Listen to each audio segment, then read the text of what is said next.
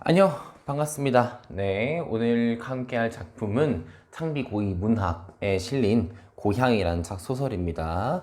고향이라는 소설이 원래 두 개가 있는데 우리가 배울 때 고향은 이기영의 고향이 아니고 현진건의 고향이라는 소설 배울 거야. 자, 이 고향이라는 소설의 핵심은 뭐냐면 밑에 보세요. 고향은 기차에서 우연히 만난 나와 그의 이야기를 통해 일제강점기 우리 민족의 비극적인 삶을 그려낸 작품이다. 자, 지금 나란 인물과 그란 인물 등장하는데 이 그란 인물이 어떤 인물이냐면 일제강점기 우리 민족의 비극적인 삶을 대표하는 인물이에요. 그래서 그가 요 삶을 대표하는 인물이다 라는 거 머릿속에 집어넣고 소설도 이렇게 들어가면 어렵지 않습니다. 그래서 인간과 세계의 관계를 이해하고 우리가 지향해야 할 삶의 태도를 생각하며 작품을 감상해보자 이렇게 나와 있습니다. 자, 감상 들어가도록 하겠습니다. 자, 기본적으로 처음에는 나의 회상으로 시작을 한다. 대구에서 서울로 올라온 차 중에 생긴 일이다. 자, 이 작품이 액자형 구성을 띈 소설임을 알 수 있는 구절인 거죠. 왜? 이게 지금 과거 회상이니까. 과거 회상은 무조건 뭐겠어? 액자형 구성이겠지. 그치? 이야기 속에 또 다른 이야기 들어있는 거예요. 자, 그리고 대구와 서울이라는 실제 지명을 사용했기 때문에 현실감을 획득했다. 이렇게 볼 수 있는 거고. 자, 이어서 갈게. 나는 나와 마주 앉은 그를 매우 흥미있게 바라보고 또 바라보았다. 자, 일단 나라는 말이 나왔기 때문에 1인칭 시점이라는 거 알 수 있고, 그리고 그를 관찰하고 있는 대상이죠. 그쵸? 내가 주인공이 아니라 소설의 주인공은 그야. 때문에 여기서 1인칭 관찰자 시점이라는 걸 알 수 있습니다. 이게 뭔 뜻이야? 관찰자라는 것은 작품 속의 주인공이 아니고 부수적인 인물이라는 거죠. 자, 시점 네 가지 기억하셔야 돼요. 1인칭 주인공, 1인칭 관찰자, 3인칭 전지적 작가 시점, 3인칭 관찰자 시점 이렇게 4개 있는 거 머릿속에 기억하셔야 됩니다. 그 4개 중에는 1인칭 관찰자 시점이다. 자, 그래서 흥미있게 바라봤다라는 점은 이제 나의 첫인상에 해당하겠지. 자, 왜 흥미있었냐 보시면 두루마기 격으로 기모노를 둘렀고 그 안에서 옥양 목저고리가 내어 보이며 아랫도리엔 중국식 바지를 입었다.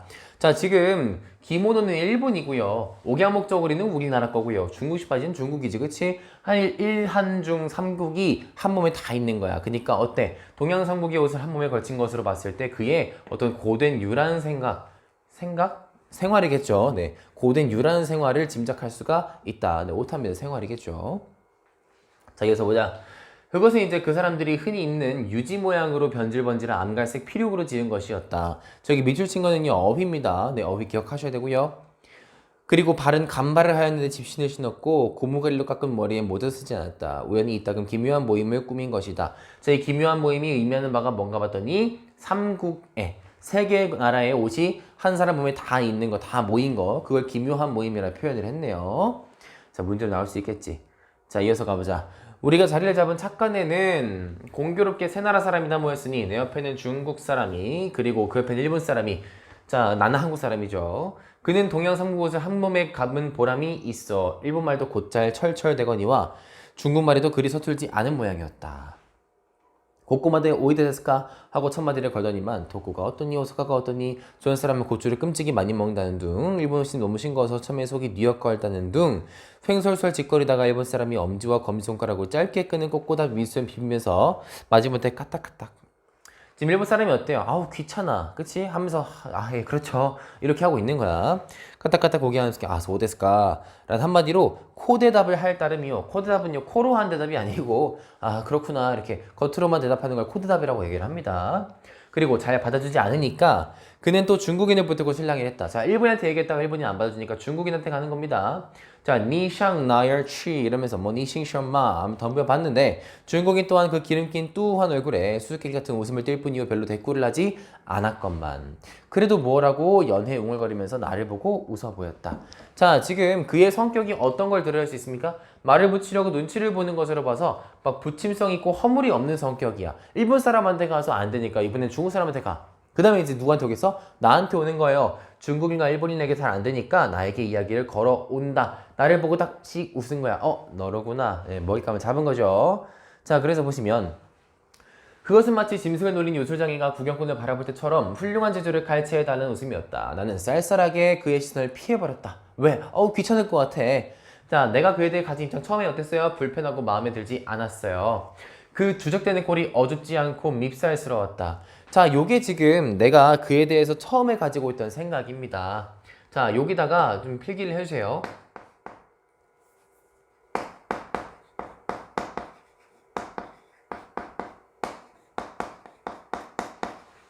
그에 대한 나의 생각이야. 그래서 요 소설의 핵심 중 하나 또 뭐냐면 그에 대한 나의 생각이 변화하는 과정입니다. 맨 처음에 그가 막 말 걷는 모습 보기 전에는 좀 흥미로웠어. 이야, 저 사람은 뭔데 옷을 저렇게 세 개 다 입었을까? 근데 막 왔다 갔다 하는 거 보니까 아이고 진짜 피하고 싶다.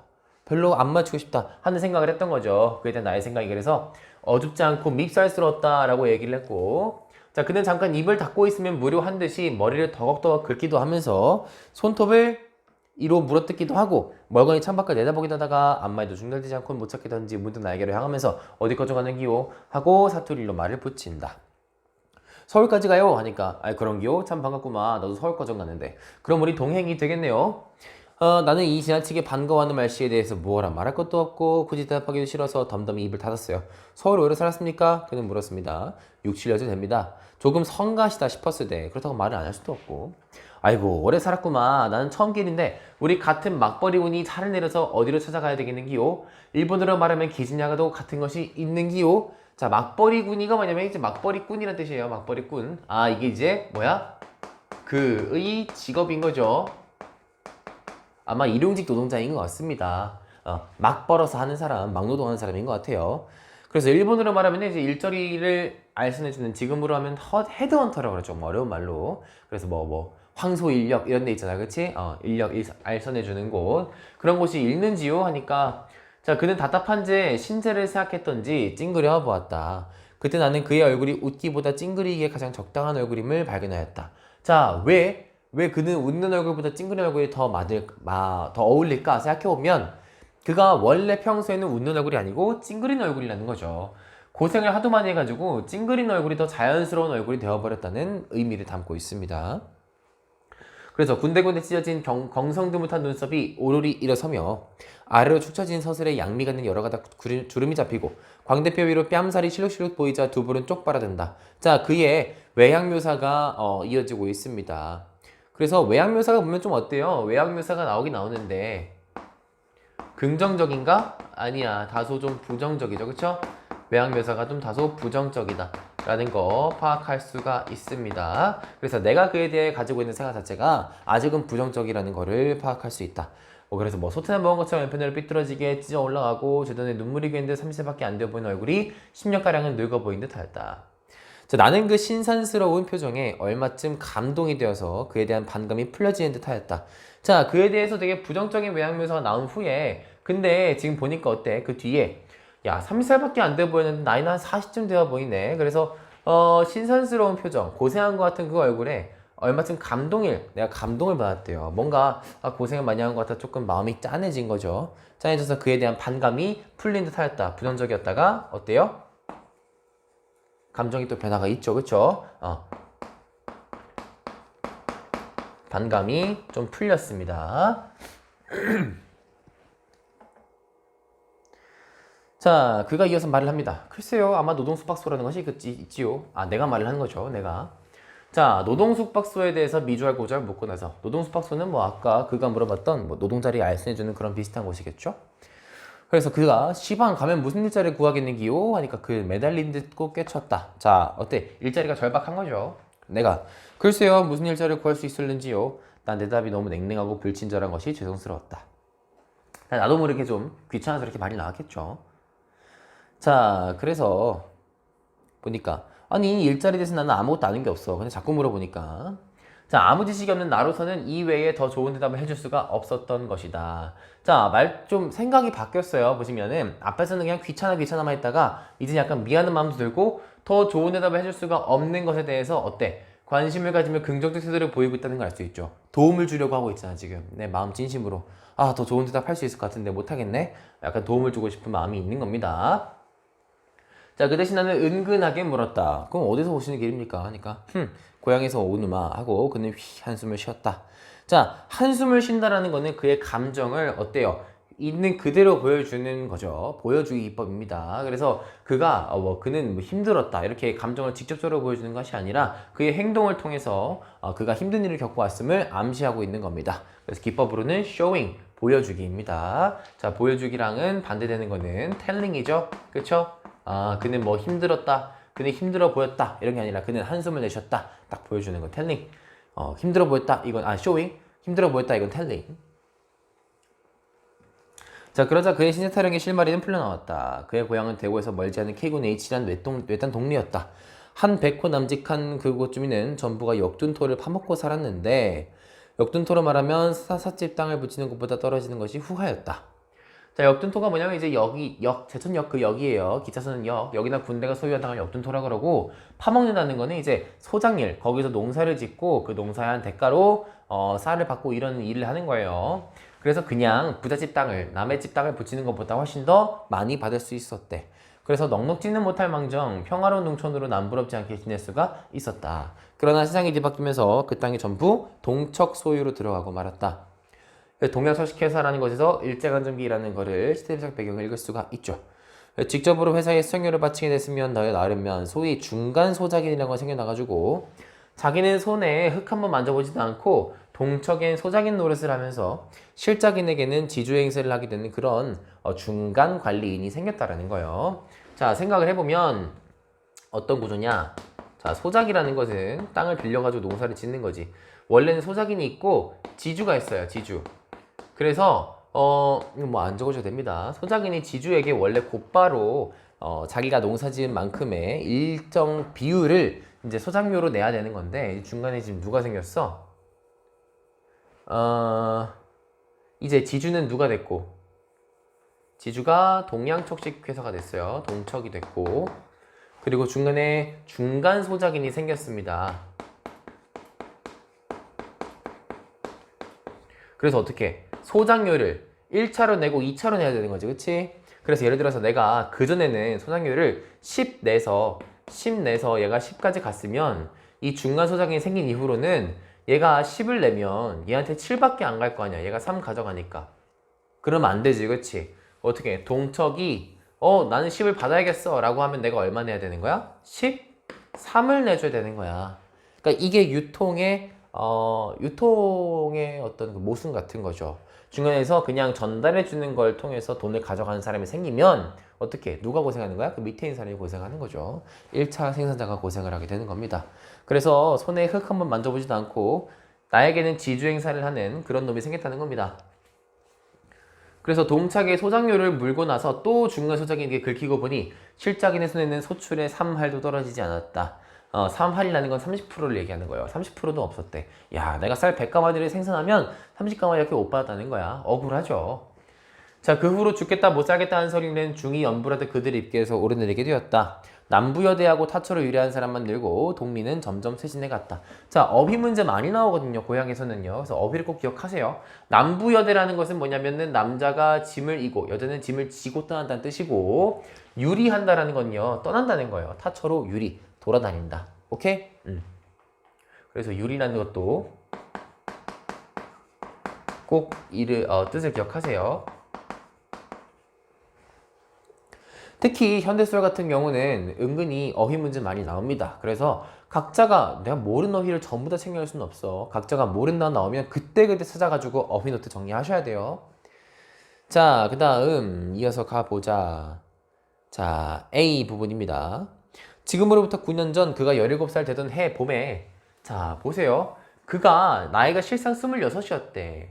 가난과 고생이 얼마나 사람을 늙히는가. 자, 서술자가 갑자기 나타나가지고 자기 생각을 밝히고 있습니다. 서술자의 직접적인 개입이죠. 그 직접 개입을 통해서 인물에 대한 연민의 태도를 드러낸다라고 볼 수가 있겠고, 자, 매우 늙어 보이는 얼굴을 하고 있는 안놈 고생을 해가지고 그의 모습입니다. 자, 그의 집안은 살기 좋다는 바람에 서간도로 이사를 갔었다. 쫓겨가는 운명이든 어디를 가든 신신하랴. 신신하다는 건 새롭고 생기가 돈다 이 뜻인데, 어디를 가든 그러랴 라는 건 어디를 가도 비슷하다는 거죠. 별로 생기도 없고 죽을 둥 살 둥 살게 된다는 거지.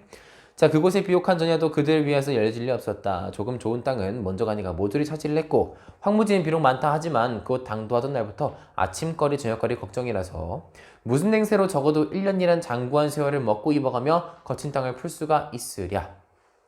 이게 뭔 말이야? 자, 빈털터리로 타지를 갔으니까 거기서 경작 한 작물이 수확될 때까지 1년 동안은 아무것도 벌지 못한 채로 버텨야 되는 겁니다. 그런 장구한 세월을 먹고 입어가며 거친 땅을 내가 어떻게 풀 수가 있을까? 어떻게 버텼겠는가? 어떻게 버텼대? 남의 미천을 얻어서 농사를 지었어요. 남한테 돈을 빌려 농사를 지었는데 짓고 보니 가을이 되어 얻는 것은 빈주먹뿐이었다. 가을이 돼도 아무것도 얻지를 못했대. 아마 뭐 빌린 거 갚고 뭐 이렇게 하다 보니까 남는 게 없었겠죠. 이태 동안에 사는 것이 아니라 억지로 버텨갈 때 그의 아버지는 우연히 병을 얻게 되어 타국에 외로운 혼이 되고 말았다. 자, 아버지가 돌아가셨습니다. 그 다음에 19살밖에 안 된 그가 홀어머니를 모시고 악으로 모진 목숨을 이어가던 중 4년이 못 되어서 영양 부족한 몸이 심한 노동에 지친 탓으로 그의 어머니 또한 죽고 말았다. 자, 지금 그가요, 아버지도 죽고 어머니도 죽고 어떻게든 악으로 이어서 살려고 했는데 엄마도 죽어버렸어. 자, 그의 인물의 특성을 좀 봅시다. 그는 시대상을 알 수 있게 해준 인물로서 실향, 고향을 잃어버린 겁니다. 실향의 삶을 현실에 대해서 체념적, 도피적, 회피적, 염세적, 회의적이 아니에요. 다 틀린 말이야. 그래서 틀린 키워드라는 거를 꼭 기억하세요. 체념, 도피, 회피, 염세, 회의 다 틀린 말이다. 체념 포기하는 거죠. 도피 도망가는 거죠. 회피도 도망가는 거죠. 염세는 세상을 아주 부정적으로 바라보는 거고요. 회의는요, 세상을 의심하면서 바라보는 겁니다. 야, 이거 한다고 되겠어? 이게 아니라 어떻게든 해나가야지 극복하려고 했어. 근데 안 됐어. 자, 끝까지 현실 속에서 생존을 위해 몸부림쳤던 농민, 민중의 전형적인 대표적인 상징적인 인물이다. 자, 이것도 핵심입니다. 전형적이고 대표적이고 상징적이라는 거, 그 인물의 특징, 그라는 인물의 특징 꼭 기억해 두셨으면 좋겠어요. 그러니까 그 당시 이런 인물이 그만 있었던 게 아니야. 되게 많았던 거지. 자, 이어서 갈게. 화둔나고 고국산천이 그립기도 해서 훌쩍 뛰어났다가 오랜만에 고향을 둘러보고 벌이를 구할 겸 서울로 올라간 길이라고 한다. 자, 지금 그의 과거 얘기를 쭉 얘기를 했고 지금 기차를 타고 있는 그는 뭐야? 잠깐 고향에 갔다가 기차 타고 같이 가고 있는 거야. 그치? 자, 고향을 둘러보고 그럼 이제 고향 얘기를 좀 들어봐야겠네요. 고향 가시니 반가워한 사람이 있습니까? 나는 탄식했다. 왜 탄식했을까 생각해보면 아이고 그 얘기가 너무 안타까워 탄식을 했겠죠. 자, 근데 그가 이렇게 말을 합니다. 반가워하는 사람이 다 뭔기요? 아, 반가워하는 사람이 있을 리가 없다. 고양이 통 없었더마. 했더니 내가 그렇겠죠. 9년 동안이나 지났는데 퍽 변했겠지 하니까 그가 아니 변하고 말고 간에 진짜 아무것도 없더마. 집도 없고 사람도 없고 개 한 마리도 얼씬을 않더마. 내가 그래서 그러면 아주 폐동이 되었단 말씀이요. 폐동은 이제 뭐 폐허, 폐교처럼 폐동, 사라진 마을인 거죠. 했더니 그가 그렇구마. 무너지다가 담만 질비하게 남았더마. 우리 살던 집도 터야 안 남았겠는기요. 암만 찾아도 못 찾겠더마. 사람 살던 우리가 그렇게 된 것을 혹 구경했는기요. 하면서 그는 짜는 듯한 목은 높아졌다. 자, 정말 믿기지 않는 일이란 뜻인 거죠. 정말로 궁금해서 물어보는 게 아니라 자신의 격한 감정을 표현하고 있습니다. 자, 그가 이어서 말을 합니다. 썩어넘은 어머니 석가래 뚫뚫 구른 주추는 꼭 무덤을 파서 해골을 헐어 젖혀놓은 것 같더마. 세상에 이런 일도 있는기요? 100여 호 살던 동네가 10년이 못 되어가지고 통 없어진 수도 있는기요? 후 하고 자, 그는 한숨을 쉬면서 그때의 광경을 눈앞에 그리는 듯이 멀거니 먼 산을 보다가 내가 따라준 술을 꾸서 그는 한숨을 쉬며 그때의 광경을 눈앞에 그린 듯이 멀거니 먼 산 바라보다가 내가 따라준 술을 꿀꺽 들이켜고 참 가슴이 터지더마 가슴이 터져 하자마자 굵직한 눈물 두어 방울이 뚝뚝 떨어진다. 자, 지금 어때요? 너무 슬프죠, 그쵸? 그의 일이 아예 고향이 사라져버렸대, 9년 만에. 그래서 막 눈물을 흘리면서 가슴이 터지며 이러면서 막 답답해하고 있는 그런 모습입니다. 자, 여기가 아주 중요한 부분이에요. 나는 그 눈물 가운데 음산하고 비참한 조선의 얼굴을 똑똑히 본 듯 싶었다. 자, 보세요. 그의 얼굴을 통해서 조선의 얼굴을 본 것 같다고 표현한 것으로 봐서 그의 암울한 상황처럼 어떻게 조선의 처지도 암울하다는 것을 드러내는 거죠. 그래서 이런 말도 할 수가 있습니다. 자, 개인사를 민족사적 측면으로 확장하고 있다. 그래서 어떻게 그의 처지와 현재 우리나라 민족, 즉 조선민족의 처지가 동일하다는 인식이 드러나고 있습니다. 그래서 그의 얼굴에서 조선의 얼굴을 봤다는 거니까 그렇게 얘기를 할 수가 있겠죠. 자, 보세요. 조선의 현실을 재인식하면서 그와의 공감대를 형성하게 됩니다. 아, 조선이 맞아. 이런 곳이었지. 일본 때문에 조선이 이런 장소가 됐었지. 재인식을 하면서. 자, 공감대를 형성하는데, 자, 왜냐하면, 이게 지금 틀린 소리를 많이 나온 키워드야. 독특한, 개성적인, 아니에요. 그런 사람 아니고, 평범한, 전형적인 당대 농민이라면 대부분 그러했을 사람이라고 볼 수가 있으니까. 그렇기 때문에 그는 아주 평범하고 전형적인 인물이다라는 겁니다. 다만 이제 글 맨 처음에 있었던 뭐 3개국 모든 옷을 입고 있는 그의 모습은 개성적이라 볼 수 있겠죠. 그래서 전형적인 인물이래. 그럼 그의 모든 모습이 전형적이야. 그렇게 보면 안 되는 거야. 그것도 맥락에 따라서, 상황에 따라서, 그치? 근데 여기서는 내가 그의 얼굴에서 조선역을 봤으니까 그가 전형적이고 대표적인 인물이다 이렇게 생각을 하셔야 되는 겁니다. 자, 이어서 가보자. 이윽고 나는 이런 말을 물었다. 그래, 이번 길에 고향 사람은 하나도 못 만났습니까? 하니까 하나 만났더만. 하나. 친척 되시는 분이던가요? 아니구마. 한 이웃 살던 사람이구마. 자, 하나 만났다는 것은 뭐야? 다 떠났기 때문인 거죠. 하고 그의 얼굴은 더욱 침울해진다. 자, 아직 뒤에 안 나오지만 이제 알 수 있어요. 알고 있을 거야. 그치? 그 여자와의 과거가 그래도 수상하기 때문에 침울해지는 겁니다. 그 여자가 등장을 합니다. 아, 여간 반갑지 않으셨겠지요? 자, 그냥 상식으로 알아두세요. 이 여간이라는 부사어는 않다라는 부정어랑 같이 써야 됩니다. 여간은 무조건 부정어랑 같이 쓰인다. 네, 머릿속에 박으시고요. 그 다음 이어서 가보자. 반갑다마다 죽은 사람 만난 것 같더마. 더구나 그 사람은 나와 까닭도 좀 있던 사람인데. 자, 요 까닭이라는 게 뭔가 봤더니 뒤에서 나와 혼인말이 있었던 여자구마. 이렇게 연결되는 거네요. 아, 까닭이라는 것이 혼인말. 결혼 예정이었던 여자입니다. 자, 그리고 그 여자를 만났으면 좋았겠지. 근데 그가 아니었어. 하고. 자, 나는 놀란 듯이 벌린 입이 다물어지지 않았다. 자, 이 중간에 지금 왜 벌린 입이 다물어지지 않았냐면은 그 이야기를 이제 들은 후에 반응인 거죠. 그쵸? 나는 지식인으로서 그와 같은 처지의 인물은 아니에요. 하지만 나는 그의 처지를 통해서 조선의 실상을 파악했다는 씁쓸한 느낌을 느끼게 되는 거지. 그러면서 그 신세도 내 신세만이나 하구마. 그와 처녀 모두 비슷한 처지로 살았음을 제시를 해주는 거죠. 자, 여기부터는 이제 내가 전달하는 그의 이야기입니다. 그래서 어떻게 볼 수 있냐? 요약적 제시, 그의 얘기를 내가 압축해서 요약해서 내가 전달해 주는 거고, 더불어서 말해주기 기법입니다. 그의 말이나 그의 행동을 통해서 사건을 얘기해 주는 것이 아니라 내가 직접 이러이러한 일이 있었대, 이러이러한 일이 있었어 라고 직접적으로 말해주는 거니까 직접 제시이자 텔링, 말해주기 기법이라고 파악할 수가 있겠어요. 기억하셔야 됩니다. 자, 그럼 말해주기 기법 한번 쭉 읽어보자. 자, 그 여자는 자기보다 나이 2살 위였는데 한 이웃 사는 탓으로 같이 놀기도 하고 싸우기도 하며 자라났었다. 그가 14살부터 그들 부모 사이에 혼인말이 있었고 그도 어린 마음 매우 탐탁하게 생각했었다. 그런데 자, 쭉 읽어보시면 이제 알겠지만은 그 여자가 겨울에 벼랑간 사라졌어요. 왜? 그 여자의 아빠가 20원 받고 대구 술집에다 팔아먹은 거야. 자, 그러면서 이제 그 소문 퍼지니까 그 처녀 가족이 야, 어떻게 아빠가 딸을 팔아먹어? 이러면서 그 동리에서 못 살고 멀리 이사를 가버립니다. 욕을 많이 먹어가지고. 자, 근데 그 후는 물론 피차에 한 만나보지 못하다가 이번에 고향 갔다 마주쳤어요. 그래서 그 처녀가 어떤 삶을 살았나 봤더니 처녀는 우선 어떤 일본 사람 집에서 아이를 보고 있었고요. 자, 걸녀는 이라고 하는 거는 이제 누굴 얘기하는 그냥 처녀를 얘기하는 거예요. 근데 이 권려라는 말 자체가 처녀를 여자를 낮춰 부르는 말이야. 자, 권려는 20원 몸값을 10년을 두고 갚았지만 그래도 준에게 빚이 60원이나 남아 있었는데 되게 이상하죠. 20원이라는 빚을 60원이 남아있대요. 빚었는데. 자, 몸에 몹쓸 병이 들고 나이 늙어서 산송상이 되니까 주인 되는 자가 특별히 빚을 탕감해주고 작년 가을에야 놓아준 것이었다. 너무 비참해지죠. 그쵸? 술집에서 이러다가 몸이 다 망가지고 이제 어떻게 더 이상 돈 벌 수 없으니까 이제 가세요. 빚은 내가 안 받겠습니다. 이러고 가버린 거야.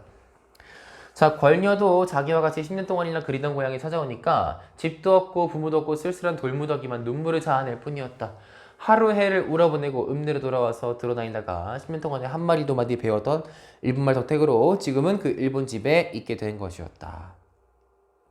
여기까지가 이제 내가 전달하는 그의 이야기였어요. 그가 또 한마디 합니다. 암만 사람 변하기로 어째 그렇게도 변하는기요. 그 순 많던 머리가 다 훌렁 다 벗겨졌더마.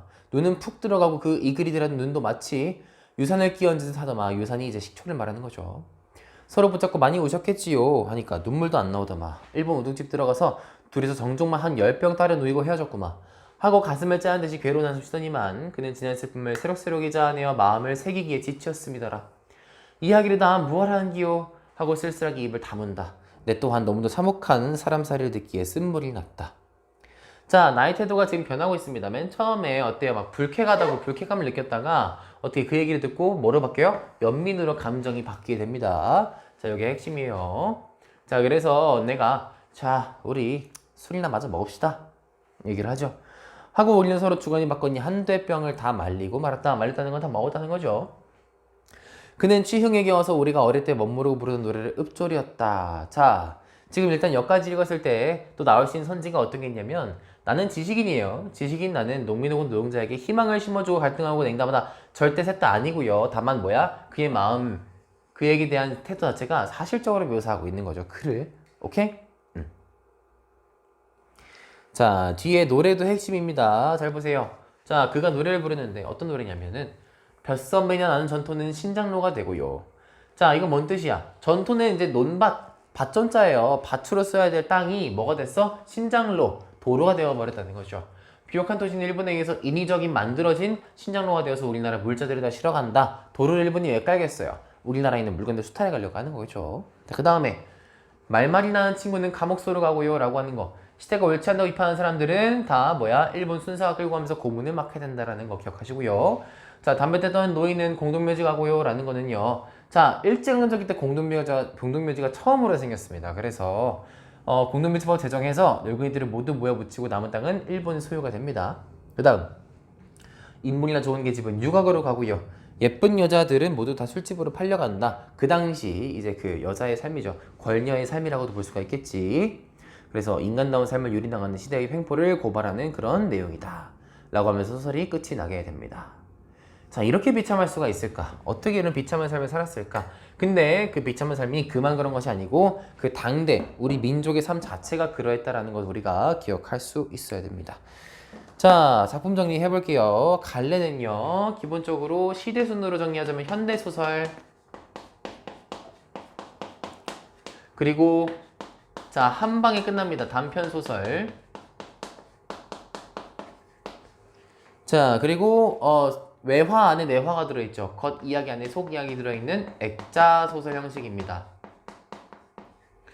자, 이 소설의 성격은요, 기본적으로 아주 구체적이고 사실적으로 그려내고 있어요. 뭐 대구에서 서울로 올라간다 이런 지명을 활용하기도 하고 사투리를 활용하기도 해서 사실성을 높이고 있고요. 더불어서 비판적이죠, 그렇죠? 당시 시대 상황에 대해서 상당히 비판적으로 보고 있고 그렇기 때문에 더불어 현실 고발적이다라고도 말할 수가 있습니다. 이 작품의 주제는 뭐겠어? 그래서 이걸 가지고 전달하고자 했던 거는 일제가 얼마나 수탈을 했는지, 일제가 수탈한 우리 민족이 그래서 그로 인해서 얼마나 비극적인 삶을 살았는지 이거를 보여주고 싶었겠죠. 이게 바로 이 소설의 주제가 되겠습니다. 자, 특징 좀 짚어보자면요.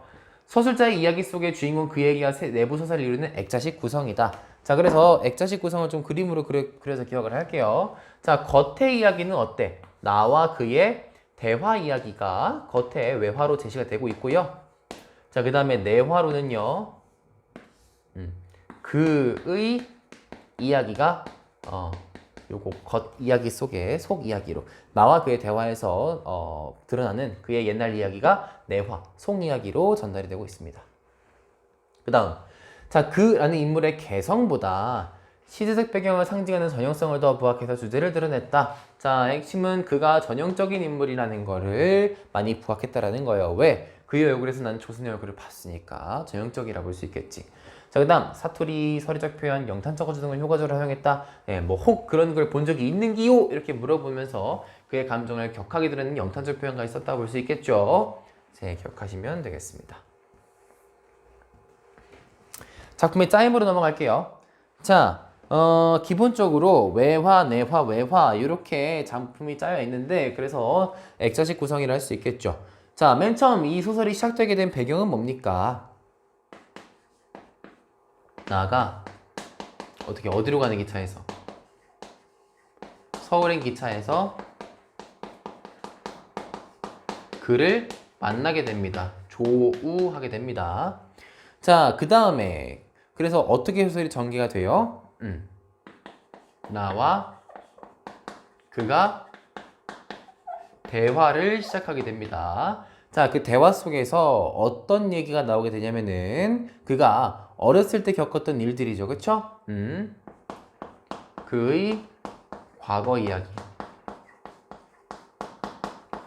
자, 그리고 이 이야기는요, 언제 절정을 이루게 되냐면은 그의 과거를 넘어서서 그가 고향에서 겪은 일, 뭐 그 여자를 만나잖아, 그치? 그 그 여자를 만나면서 아주 엉망이 되어버린 그녀의 소식을 들으며 아주 눈물을 뚝뚝 흘리는 그의 모습. 네, 그게 바로 요 소설의 절정이 되겠습니다. 자, 마지막 결말은 어떻게 되겠습니까?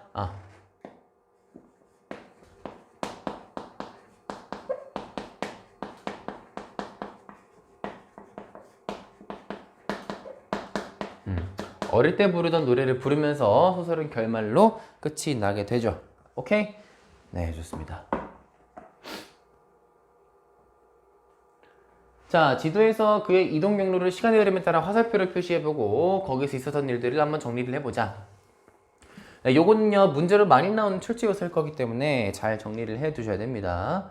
요 소설은요, 그가 이동을 진짜 많이 하거든. 그래서 기억을 해줘야 돼.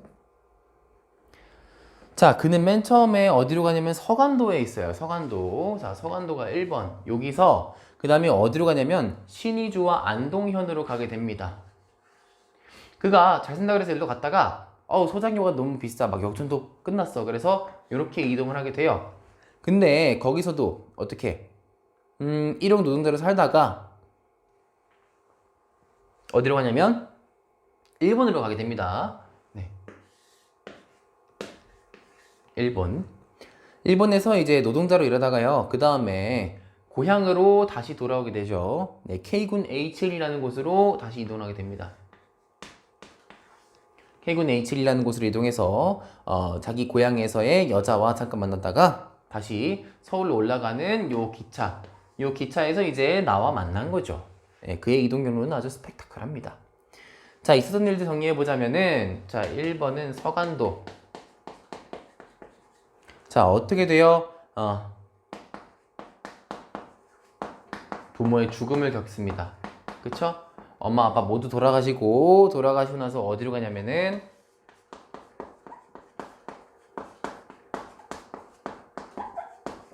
신의주 안동현으로 가게 돼서 어떤 삶을 사냐면요.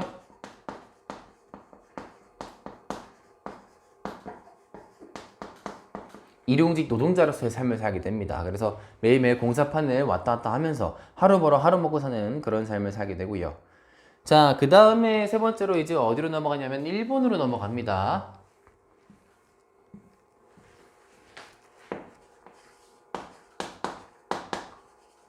일본으로 넘어가서는 이제 뭐 이런 말이 나와요. 구주탄광 그리고 대판 칠공장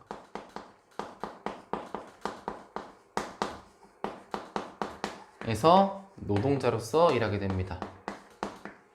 자, 그러다가 다시 일본에서 고향으로 돌아오게 되죠. 네, 고향은요 K군 H1이 어디인지는 정확하게 안 나옵니다. 그래서 고향에서 어떤 일이 있었어? 혼인 말이 있던 여자와 자, 다시 만나서 회포를 푼다라는 말을 해후한다 이렇게 말을 합니다. 기억해두세요. 해후한다. 자, 마지막 5번 다시 서울로 올라가는 기차인 거죠. 서울은 왜 갑니까? 네, 일자리를 찾으러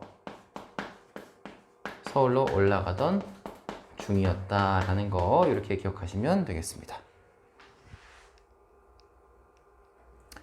자, 그 다음에 보세요. 다음에 제시된 부분을 보고 그에 대한 나의 인식이 어떻게 변하는지 정리를 해보자. 요것도 핵심이죠. 요 소설의 핵심 출제 요소입니다. 나의 심리 변화.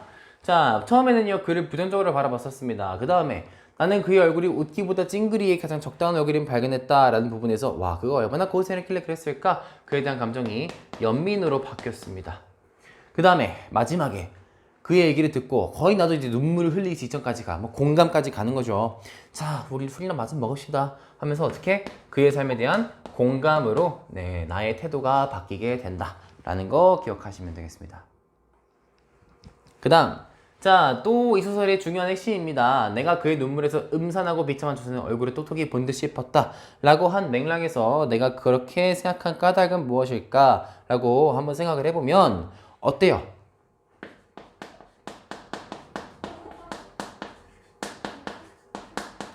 자, 조선의 현실이라는 게 어때? 조선의 현실과 이제 민족의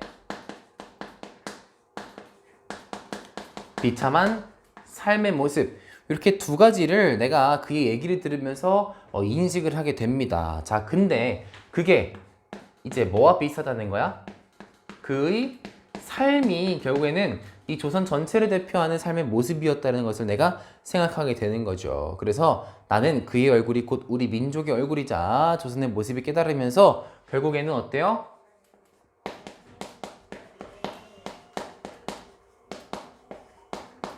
민족적 공감을 느끼고 더불어서 그와 모종의 같은 조선민족이라는 일체감까지 느끼게 됩니다. 네, 이렇게 기억하시면 됩니다. 자, 그 다음 이 작품에 드러난 표현상 특징의 의도 및 효과를 파악해보자. 자, 시점과 구성과 결말 처리, 이 작품의 이제 형식적인 거를 좀 같이 볼 건데, 시점은요 1인칭 관찰자 시점입니다. 여기서 우리가 얻을 수 있는 효과는 뭐가 있을까요? 자, 기본적으로 주인공을 내가 서술자로 대변된 내가 관찰하는데 어떻게 관찰하냐면은 태도 변화를 가지고 관찰을 하게 돼요. 그쵸? 처음에는 밉살스러웠다가 마지막에는 그에 대한 공감을 갖게 되는. 그럼 어떻게 독자로서 읽을 때도 그와 같이 나의, 그쵸? 나의 감정에 공감하면서 읽겠죠. 나도 처음 내가 그렇게 말하니까 나도 나의 눈으로, 자, 미안합니다. 나라는 인물이 그렇게 말하니까 독자도 나의 시선으로 그를 바라볼 수밖에 없는 거야. 그래서 처음엔 되게 좀 귀찮겠다 이렇게 생각하다가 끝에 가서는 어떻게 이렇게 연민과 공감으로 갈 수밖에 없는 거죠. 그래서 1인칭 관찰자 시점을 택한 요 효과는요. 어떻게?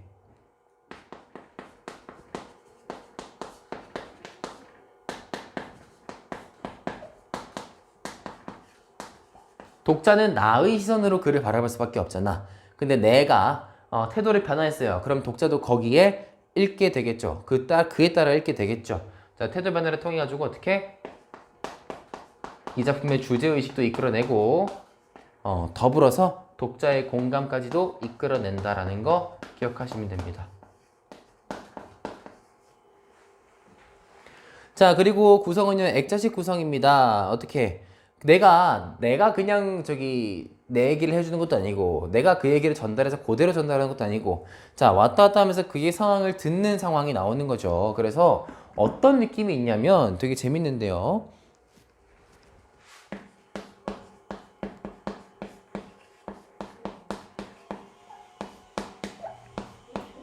이야기의 신뢰도를 높여주는 겁니다.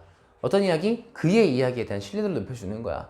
그래서 우리가 얘기를 할 때도 야, 걔가 그랬대 이렇게 말하는 것보다도 어떻게 야, 걔가 미안합니다. 다시 예를 들어서 내가 어떤 얘기를 전달하고 싶어. 그래서 전달할 때는 그런 일이 있었어 라고 말하는 것보다도 야, 내가 기차에서 그런 사람 만났는데 그런 사람은 있잖아 이런 삶을 살았대 라고 말하는 게 더 신빙성이 가고 신뢰감이 가고 어쩌면 더 흥미까지도 이끌어낼 수 있겠죠. 내가 이런 삶을 살았어 이게 아니라 기차에서 그런 사람 만났는데 야, 그런 사람은 그런 삶을 살았다더라 이렇게 말할 때는 어때요? 그 이야기에 대한 신뢰도나 몰입감이 더 높아진다 이렇게 말할 수가 있겠죠. 자, 그 다음 마지막 결말을요 노래 아리랑이라고 처리를 했는데 이 아리랑이 이제 저기 신장로 얘기 나오고 뱃사물이라는 전통 신장로가 되고요 마지막에 나온 그 노래 얘기하는 겁니다. 자, 이거가 가지고 있는 의도나 효과는요 어때요? 자, 그 당대 사회상을 쭉 산문으로 풀어쓴 게 아니라 운문으로 어떻게 했어요? 아주 집약적으로 표현했어요. 집약적으로 제시해서 어떻게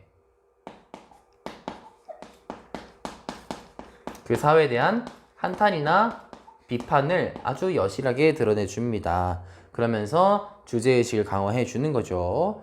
자, 더불어서 이 작품이 가지고 있는 현실감을 높여준다라고 이렇게 우리가 얘기를 할 수가 있겠습니다. 야, 진짜로 저때 저런 노래 불렀나봐 라고 하면서 그 작품을 진짜라고 믿게 되는 감이 더 올라갈 수밖에 없겠죠. 좋습니다. 네, 여기까지 해서 현진건의 고향 마무리 짓도록 하겠고요. 현진건의 고향 마지막 핵심 정리만 좀 해볼게요.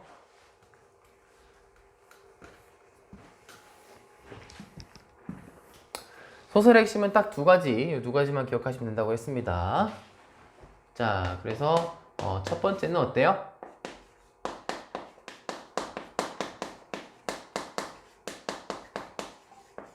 나의 심리 변화입니다. 그래서 되게 좀 밉살스럽게 보이고 좀 귀찮다가 나중에는 이제 연민을 느끼고 공감까지 가게 되는 그런 나의 심리 변화가 이 썰의 첫 번째 핵심. 두 번째 핵심은 그의 모습과